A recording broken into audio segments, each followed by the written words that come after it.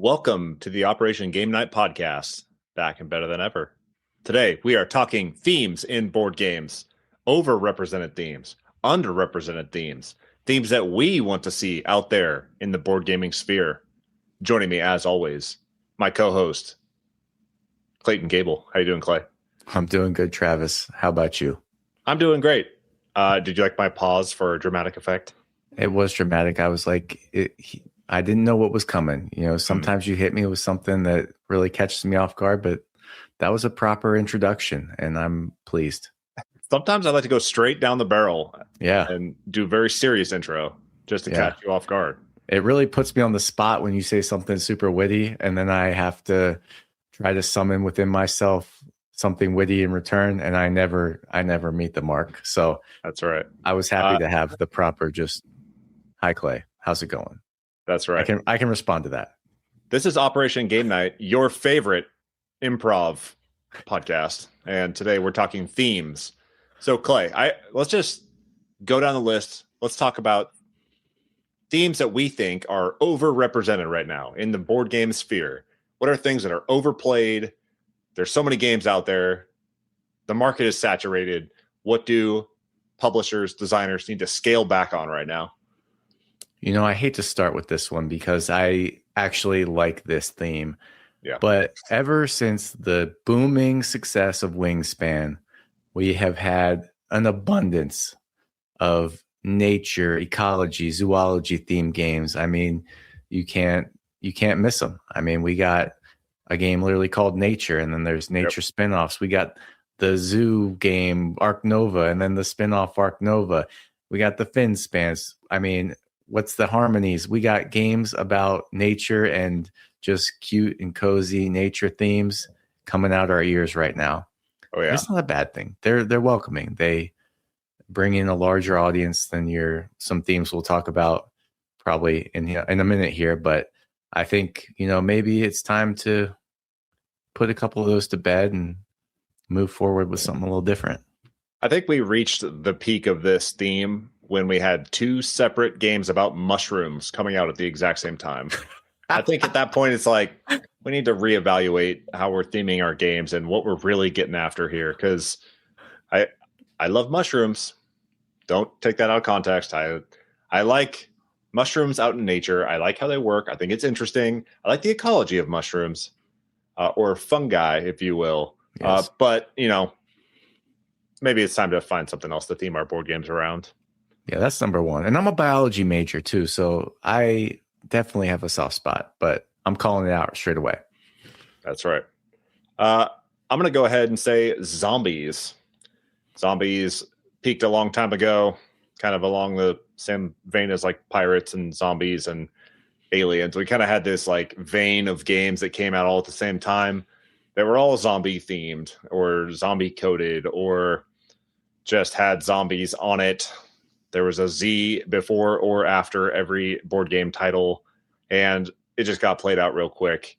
They were riding the high of like shows like The Walking Dead, 28 Days Later, World War Z, and they just tried to pump the market full of zombies. And it's not just board games, it's kind of mass media as a whole. You saw movies, you saw TV shows, and you saw board games, you saw tons of video games.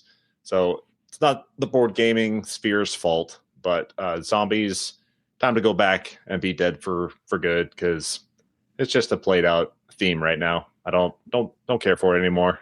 How can we replace this though? I mean, zombies just kind of fill a nice spot in board gaming for just generic things you want to kill and fight.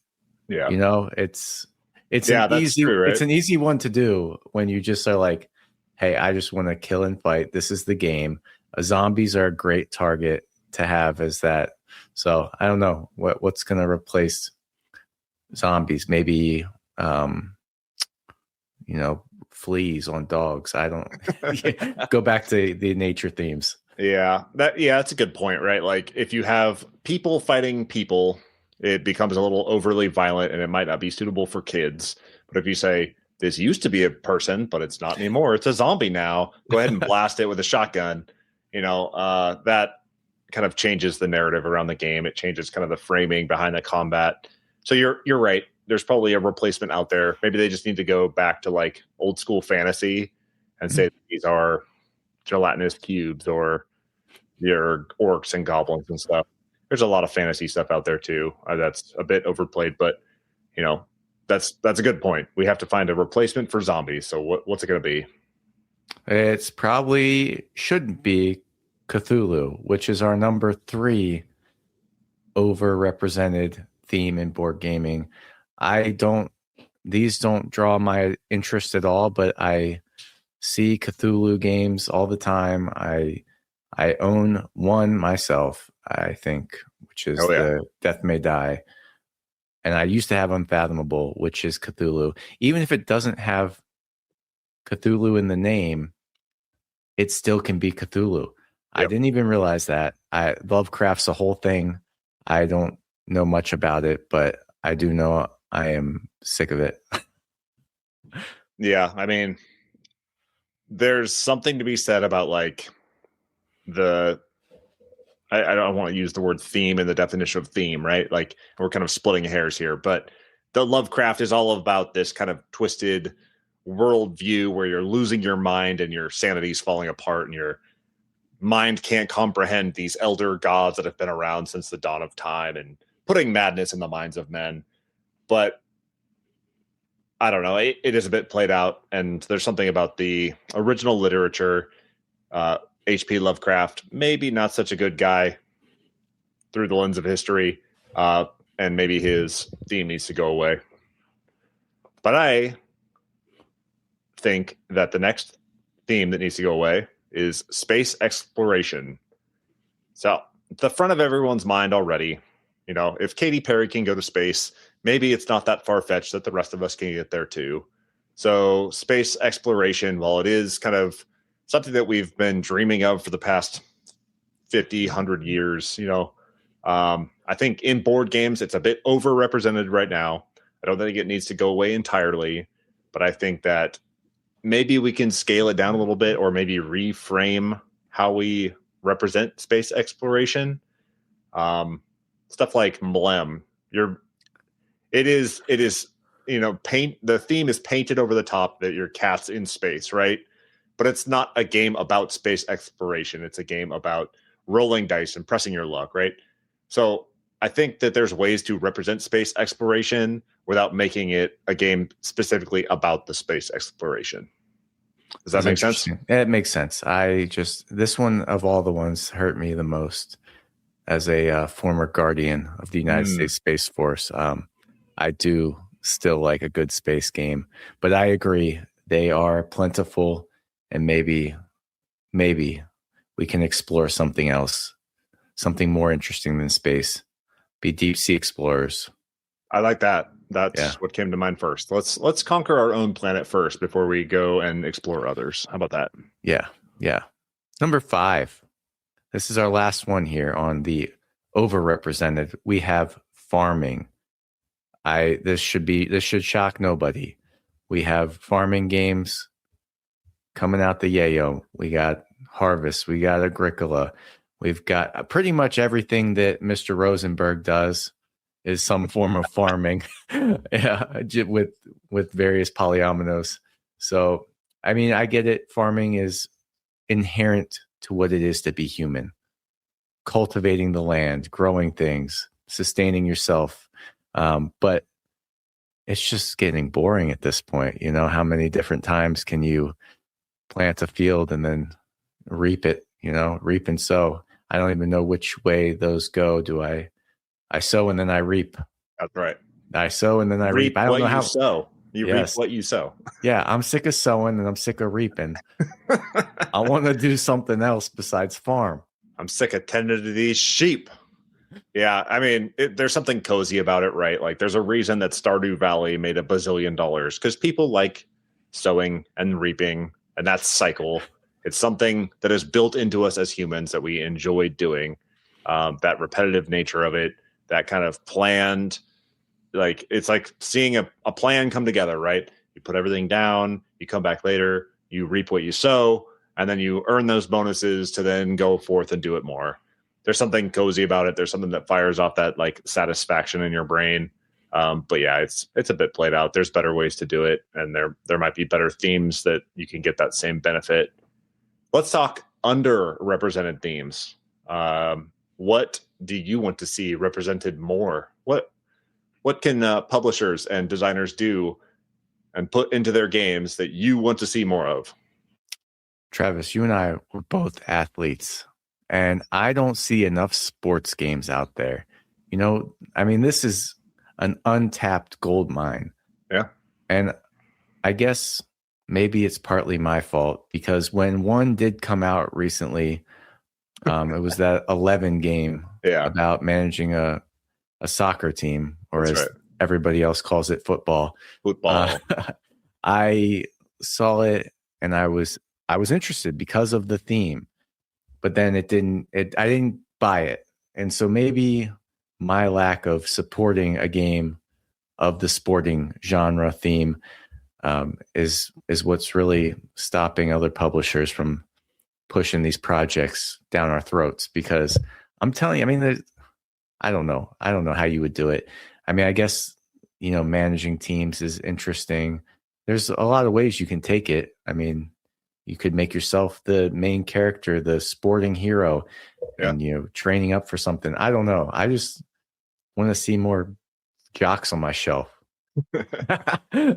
Yeah, and I think that there's probably listeners out there that are screaming at their phone right now, like, "Oh, what about this game? What about that game?" Yeah, and there are sports games out there, and there's always sports games coming out. I get that, but a lot of them are either lean way too heavy into like the management side, where you're like balancing stats. Like you look at board games from like the 70s and 80s that came out about managing baseball teams, about managing basketball teams. It's all stat driven. So you have a card that looks like somebody's, rookie basketball card, baseball card. It's got all their stats on the back, and you're trying to balance all these numbers. And it's basically like spreadsheet the game, and there's not enough theme built into it. You look at like all of the popular sports games that come out, the NBA 2Ks, the FIFAs, the, whatever they call it nowadays. The part, I mean, besides playing the games that actually shines is like that single player looks like I'm building my character to be good at this position, and I'm going out and facing challenges as my player. You're kind of role playing in that world. I think there's an opportunity for sports games to get that right in board game format. That being said, the next theme that I want to see represented more are those minority struggles. We talked about, I bought my mic. We talked about Molly House on the podcast previously. You got to play that. We played it a couple times on BGA. You have like Votes for Women. There are these games out there that represent very specific times and peoples, and they are trying to convey a difficult message through a board game. Not an easy thing to do. And oftentimes you kind of have to walk this tight line of like, you want to be respectful of the people that went through that period, while also being sure that people walk away with that message of challenge and struggle and strife. So that's kind of a difficult line to walk. And I think a lot of publishers might shy away from that. But I think it's important in the board game space to show that people are represented and to show people that their stories matter through something like a board game. So I want to see more minority struggles in board games coming up, just so that their stories are known and out there. Yeah, this is definitely one that I can see why it doesn't happen that often, because like you said, it requires such care. But board games are a form of art, and you can learn and you can feel things through board games. I've found Molly House anyway. It's so interesting. I mean, I knew nothing about that time period, and the game, although it's not one I'm playing on the regular, I keep it around just because I think of it as a piece of art that tells a story. And I think if more people did this, I think there might be more approachable forms of these types of games and, more refinement. But as it stands now, the ones I can think of, Votes for Women, I don't think is very complicated, but I'm thinking of like, there's that Underground Railroad game, which is, from what I believe to be pretty darn complicated from my brief look at it. And then Molly House. But yeah, definitely an important place to go with our hobby. Yeah, absolutely. Any other underrepresented themes that you think need to be portrayed more? Maybe, there, and again, everybody will be able to say, yes, there's, what are you talking about? There's this game, that game. But I think more healthcare themed games. I'm thinking of Clinic right now that exists. It's a kind of heavy Euro. And then there's like Rush MD. But I don't know. I can't think of many more off the top of my head where you're like either working as a healthcare worker or trying to manage healthcare facilities in some form or fashion. Maybe pandemic is like broadly like at a macro level, healthcare related, but that and scientific research, just digging into those themes a little more would be interesting. And I think we have so many city building games, like let's build the skyscrapers. If you can scale that down, like let's build a hospital, and you have to lay it out and have your research labs and fund those, and kind of like an Arc Nova, but for hospitals, or build a fire department, or build a emergency response, or build a FEMA headquarters or something. There's something there that is not being exploited or represented in board games right now. I like that one. And finally, I think I'm going to say modern commerce and modern logistics. You have games like Food Chain Magnate, and that game is widely regarded as like a great game. It's very expensive. It's hard to learn. It's pretty complicated, but it's modern commerce, and people love it for it, right? There's like little niche kind of markets that people try and tap into. You're running a coffee shop, you're running a brewery, you're running this, you're running that, and these kind of microcosms, like small shop living. I find those a little stressful because small businesses fail all the time, and it's that stresses me out that I might like fail and run my business into the ground in a board game. But modern commerce is something that probably needs to be represented more. And I say modern logistics because you have things like you're building out these huge train networks in Ticket to Ride or whatever it is.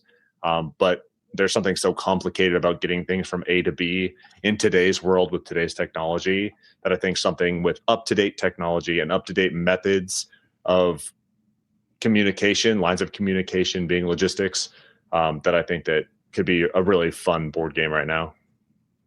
Yeah, I agree. I think Smartphone Inc. is kind of a good take at this. Yeah. Talking about being a cell phone manufacturer and, ramping up the specs of your cell phone. That's a cool game. And it doesn't get talked about enough. I need to play that more. But again, maybe we're the problem. If we like these themes, got to play those games, got to buy those games when they actually do come out. Yeah, that's fair. Good deal. Tell me, is there a theme or an IP that you want to see represented more out there, that like is close to your heart, something you want to see the next big wave of board games has this theme or this IP represented in it?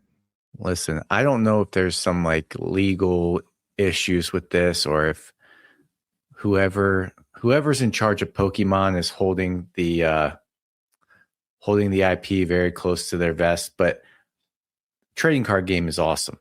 All right. And there's no doubt there's a Pokemon trading card game, but I think you could make some pretty cool board games about the Pokemon world.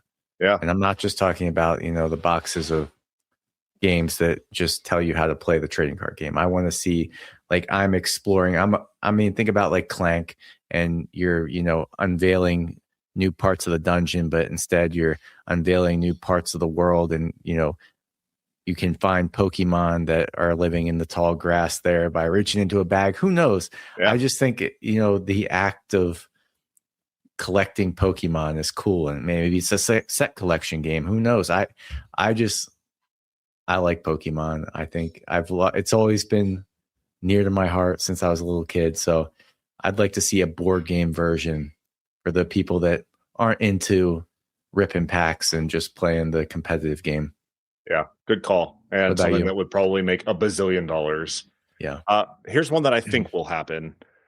Brandon Sanderson just signed his mega deal with Apple. I think it's Apple to do the Way of Kings and the Mistborn series TV shows.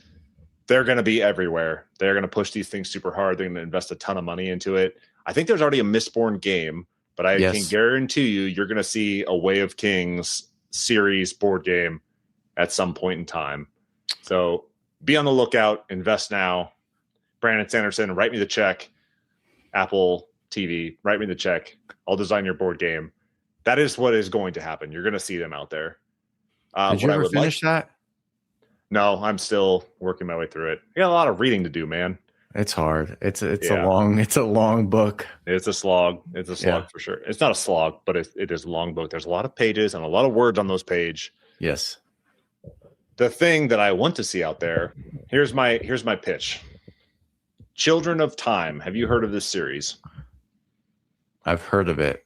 Okay. It is like an award-winning sci-fi game. And the very first one is about humanity goes out into space to go seed these planets with different species to try and see if life is viable on these distant planets. They launch these spaceships. They go out there.